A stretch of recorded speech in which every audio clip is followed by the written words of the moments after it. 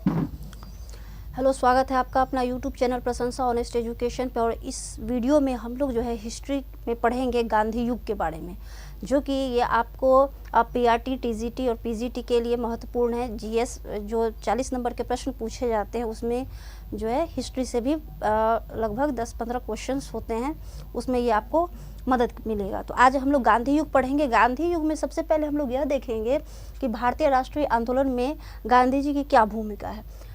तो सबसे पहले गांधी जी जो थे वो 1893 से लेके 1914 के बीच जो गांधी जी कहाँ थे, तो गांधी जी अफ्रीका में थे। और गांधी जी कब लौटे, तो 14 तक वहाँ थे। गांधी जी 1915 में लौटे, कहाँ, भारत। ठीक है, कहाँ कितने दिनों तक वहाँ रहे, अफ्रीका में, दक्षिण अफ्रीका में, तो वो वहाँ 21 वर्ष तक साउथ अफ्रीका में गांधी जी रहे। वहीं उनके साथ एक घटना होती है, ट्रेन में एक घटना होती है, जो स्टेशन का नाम था पीटर मारिट्सबर्ग स्टेशन। वहाँ उनके साथ एक घटना होती है, क्योंकि वहाँ नस्ल भेद का जो है दक्षिण अफ्रीका में समस्या थी, जहाँ नेल्सन मंडेला जो थे वहाँ के प्रथम राष्ट्रपति बने, और उन्होंने वहाँ जो है उस राष्ट्रीय आंदोलन में बढ़ चढ़ के हिस्सा लिया और वो जेल भी गए। 28 वर्ष तक लगभग वहाँ जो है जेल में रहे। तो ये गांधी जी के साथ भी वही घटना होती है, रंग भेद के खिलाफ। तो इसके बारे में हम लोग डिटेल में बाद में पढ़ेंगे। सिर्फ यहाँ पे यही चीज़ हम लोग जानते हैं कि इनके साथ एक ट्रेन में घटना होती है, किस स्टेशन पे, तो वो ऑब्जेक्टिव में भी ये पूछा जाता है, तो उसका नाम याद रखेंगे, पीटर मारिट्सबर्ग स्टेशन। ठीक है, उनको ट्रेन से फेंक दिया जाता है। उनके पास फर्स्ट क्लास ट्रेन का टिकट होते हुए भी उनको उस बोगी में नहीं बैठने दिया जाता है, चूँकि वो काले होते हैं, है ना। तो एक यही घटना उनके साथ हुई थी। उसके बाद जानेंगे कि सत्याग्रह का पहला प्रयोग, है ना, पहला प्रयोग कहाँ हुआ। अगर पूछेगा कि सत्याग्रह का पहला प्रयोग, तो वो साउथ अफ्रीका में किए थे। अगर भारत में पूछेगा कि भारत में महात्मा गांधी द्वारा पहला सत्याग्रह कहाँ हुआ, तो चंपारण में हुआ। चंपारण कहाँ है, तो बिहार में। ठीक है, उसके बाद जो है हम लोग आगे आते हैं कि टॉलस्टॉय फार्म और फिनिक्स आश्रम की स्थापना इन्होंने की। किसकी स्थापना की, तो टॉलस्टॉय फार्म है और फिनिक्स आश्रम की इन्होंने स्थापना की।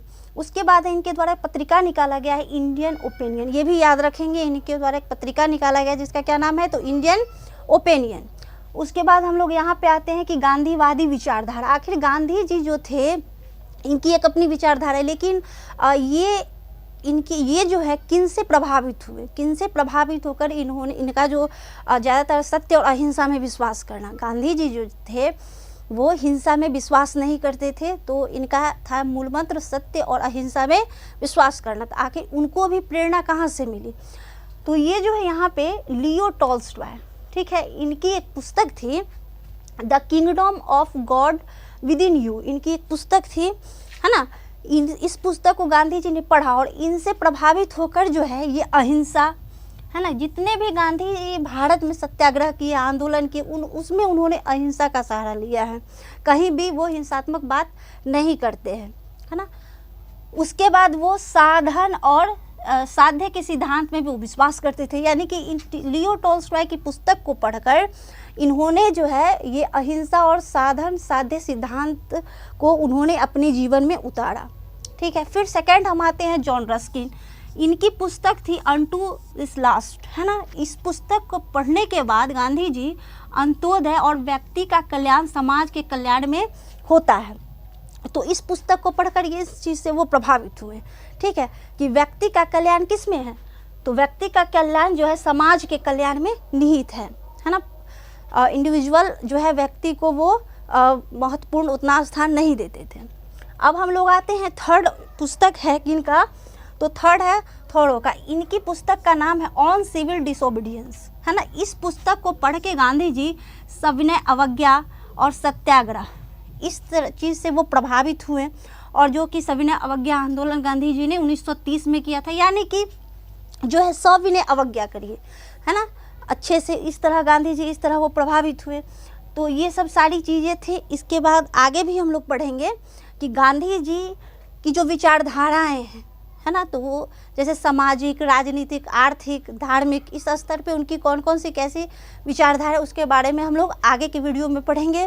तो इस तरह हिस्ट्री से भी वीडियो आते रहेंगे, और पॉलिटी जो है पॉलिटिकल साइंस वो मैं अभी पढ़ा ही रही हूँ।